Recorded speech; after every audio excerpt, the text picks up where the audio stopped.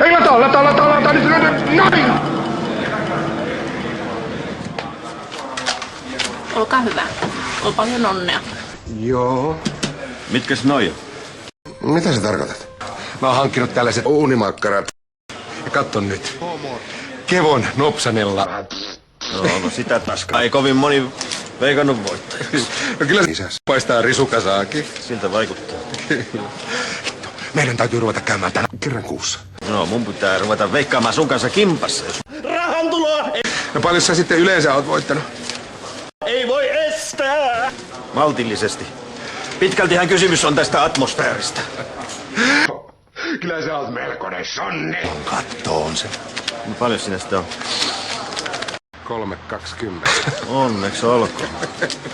Kokenut veikkaajakaan ei kovin usein tommosiin potteihin törmää. No Seppo, hei tää nyt oli pelkkää alkulämmittelyä.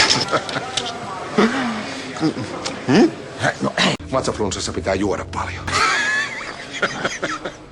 No niin. Haluut sä turpaas? Minä tarjoan. Jaa, kiitosta vaan. Mä en tiennytkään, että täällä voi voittaa turpaa. No harvemmin tommosella kertoimella juoksevat koneet mitä hattutemppuja tekee. Mutta nyt, anteeksi! Oli se hyvä, että toit mut tänne, vaikka mä hangoittelinkin. Hypätä sillalta alas. Otetaan. Lähdölle. Ja ties kenelle? Tulolle.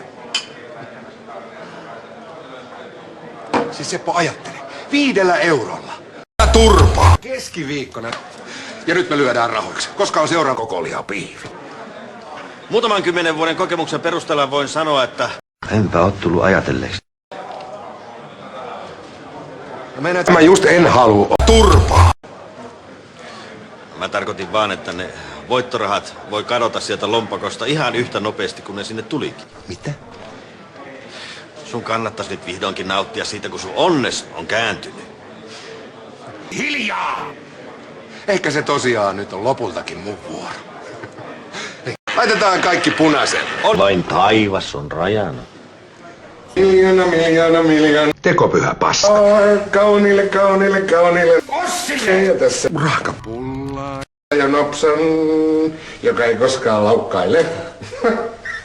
Niin kukaan ei ole oikeeta, mä löysin ne terapiasta. Kukavaasista. Ja te olette aivan tanelittavaa.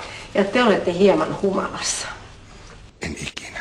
Mutta minä en enää hetkeäkään pystynyt olemaan ilman teidän Luumukiisseliä. kauan. Tuu nyt peremmälle oven edestä nöykkäämästä. Joo.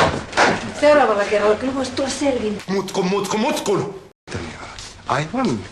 Vaikka mä nyt onkin pikkasen lyhdyssä. Tarkoitan joka sanaa, mitä mä sanon. Aivan pervoisesti. Mä uskon sen.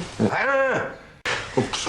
Mä menen tekemään sulle jotain syötävää. Teidän aamulla on niin paha kohmelo. No et tietenkään.